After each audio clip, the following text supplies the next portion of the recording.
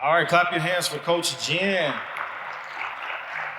I actually connected with Jen a couple years ago, and I'm a defensive guy. So, like, when I see something like that, like, I really had to jump on it. So, I connected with her, and, I got mine in the mail about a year ago, and I was actually doing training right here in this facility, and I started using it with some of the players that's JUCO players, D3, D2, even some local high school players that I actually put them through it, and it really helps your defense.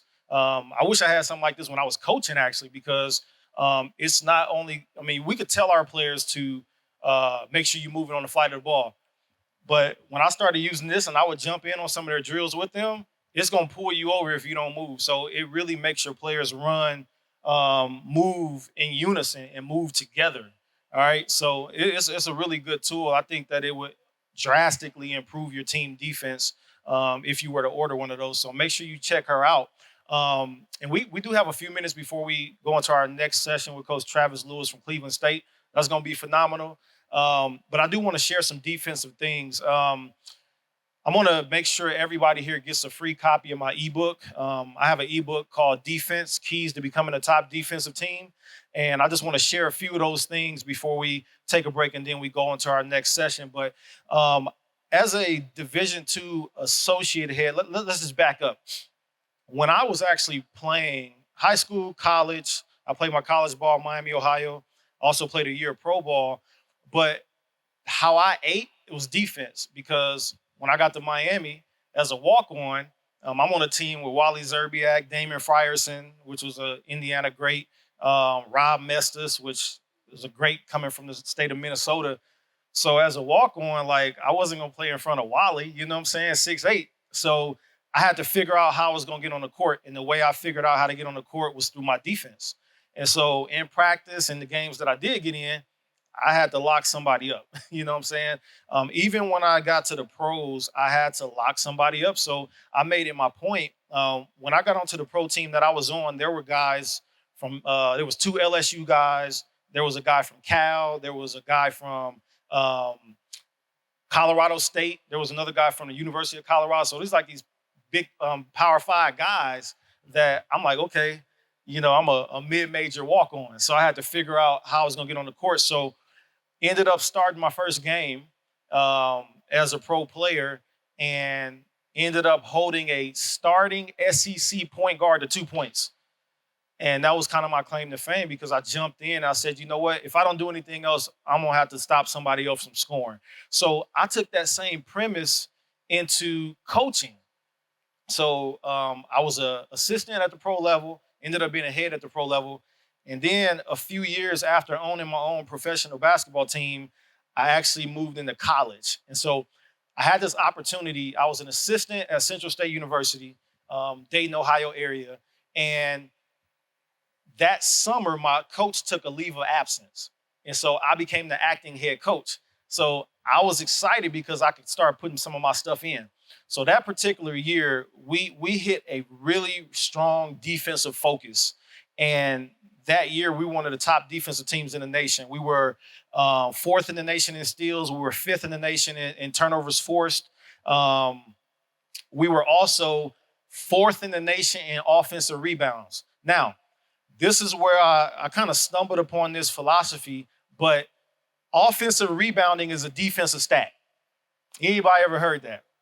I didn't know it until then, but I had to think about it because we were a full court pressing team. So we full court pressed 40 minutes. So we were fourth in the nation in offensive rebounds, but when you really push to get offensive rebounds and you're a full court pressing team, it's going to give you more opportunities to set up your press. So when we started to think about that, I'm like, oh my goodness. So when we opened practices, the very first two drills that we did was a defensive drill and an offensive drill.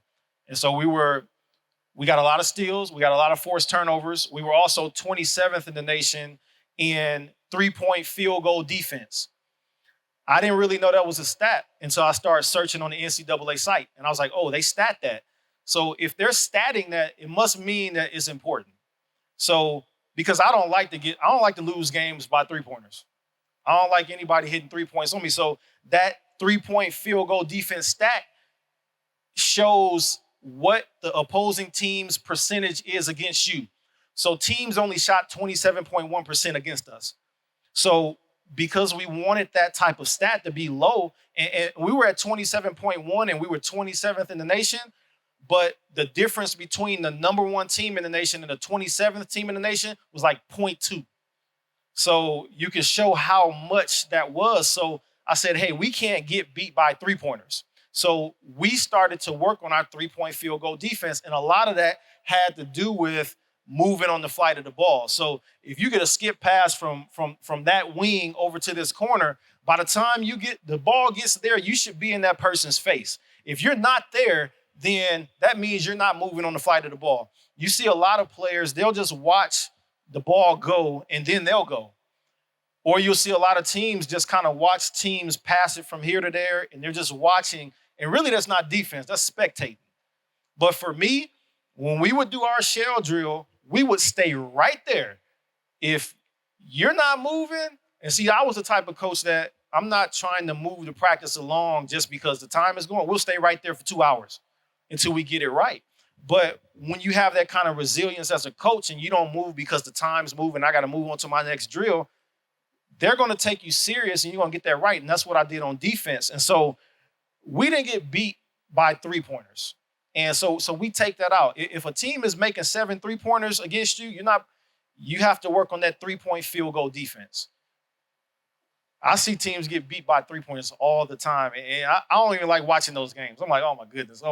Like, it's not defense to me. So let's take that back to the offensive rebounding is a defensive stat. So for us, we're full court pressing the entire game. So if we can get an offensive rebound and a putback, we can set up our press. If we're missing and they're getting the rebound, I can't set my press up. So for us, we would send 4 to the glass every single time. We always sending 4. And some coaches will be like, well, what about their fast break? Well, most of the time on the defensive end, the rebounding, they're really only about 2 or 3 players crashing. So if I send 4, it's a high chance that I'm going to be able to get that rebound. So I talk a lot about this kind of stuff in my ebook. I'm going to make sure everybody, because I have everybody's emails, I'm going to send you guys an email with a link that you can go on my website and you can download my ebook for free. I talk about the full court press. My favorite that we did, we would do 1-2-2 back to 3-2. That was my favorite because for players, especially you got 18 to 22-year-olds or even if younger, you want to take the thinking out of the game for them. So a 1-2-2 back to a 3-2 is pretty much the same positions. Your top player in the 1-2-2 can be your top player in the 3-2, vice versa. This person over here can be your wing person, and then your back 2 people, they're back on the 3-2. So when we did that, it really gave teams fits because our players not only knew their positions and they knew they didn't have to have too much variation, but the players also knew all the positions. So when we dropped back to 3-2, I might have had the top person. Let me bring it down this way. I would have my top person here, but normally I would put my tall person, my stretch 4 would be right here. I had a pretty versatile stretch 4, so they can move a lot. But if for some reason somebody came with an offense and got switched up here, my stretch 4 at the top knew how to play this position too. So there was probably only 2 players on our team, and they were like true bigs that could not shift from every position. But most of my players, we could put a lineup in that everybody knew every position. So if you came with a zone offense that was like setting screens and stuff like that, it wouldn't matter to us because everybody knew every position. And so our 3-2, it was very hard on people. And we made a lot of noise that year. We went 23-6 that year. We should have only lost 2 games. And then we were in the conference tournament. We lost at the buzzer to Clark Atlanta to go to the NCAA tournament. But we had a really good run and really that was kind of like me getting thrown in the fire as an acting head coach. Really good year. The other thing I talk about in the book is I talk about how we cause so many turnovers. And so I talk about how we played next pass denial.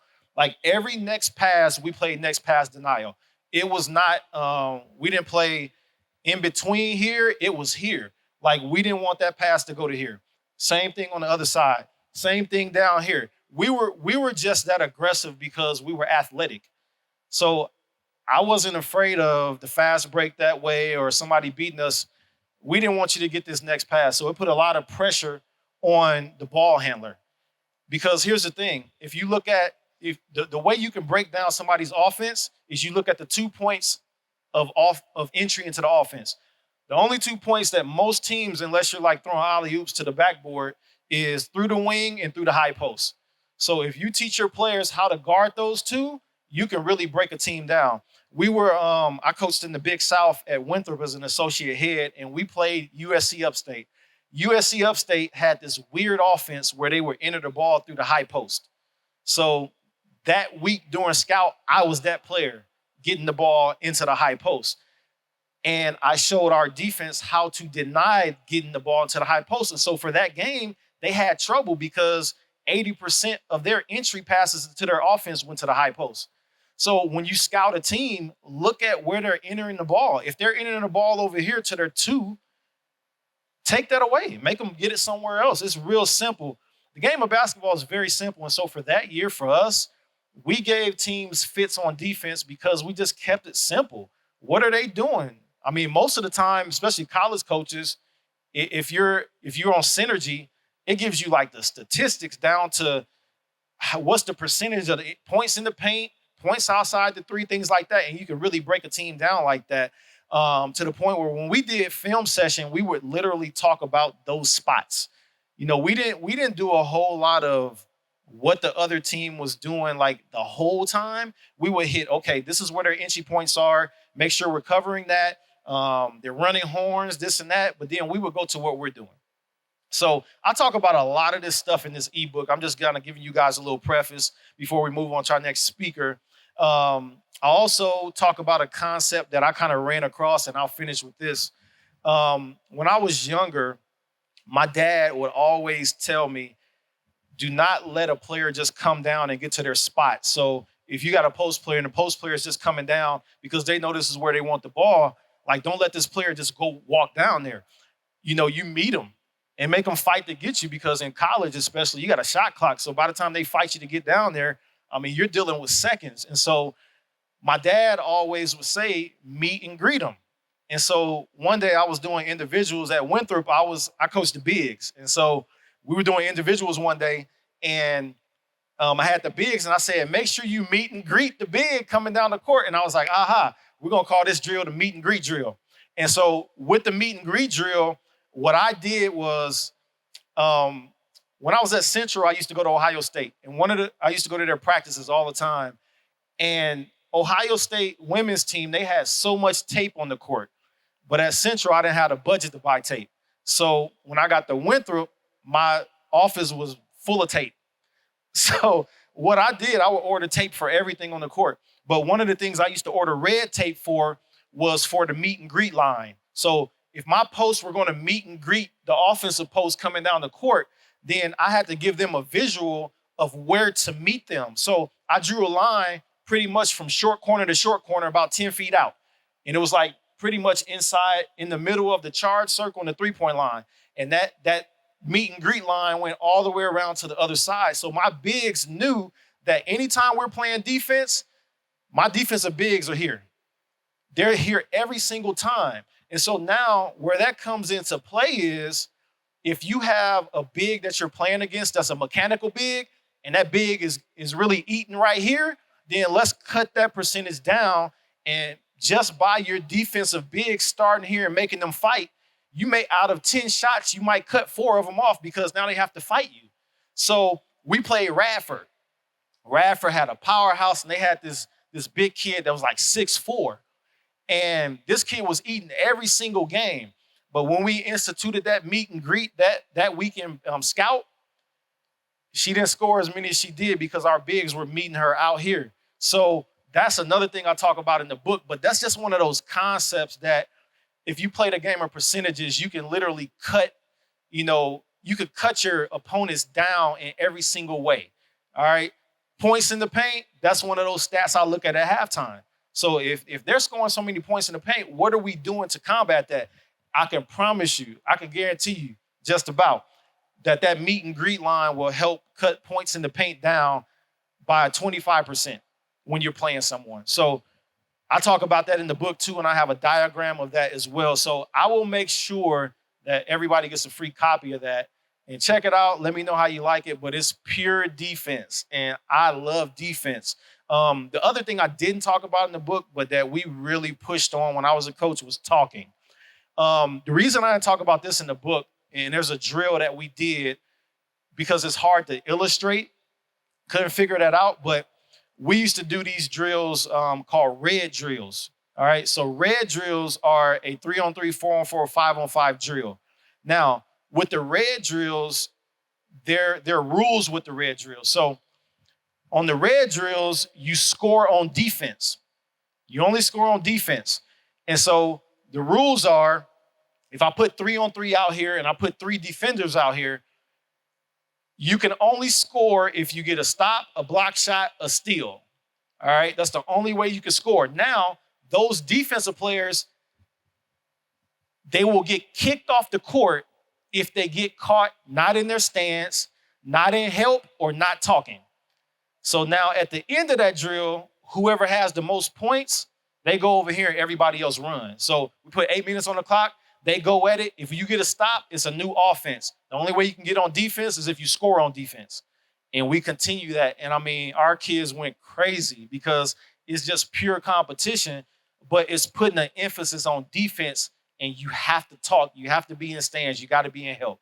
So that's the one thing I didn't talk about in the book because it's tough to illustrate, but the rest of the book is amazing. So I'll make sure everybody gets it. And so I hope you guys enjoyed that. This is a little something that I love. I love defense so much. But right now, we're just going to take a quick break, and then we're going to come back with Travis Lewis from Cleveland State.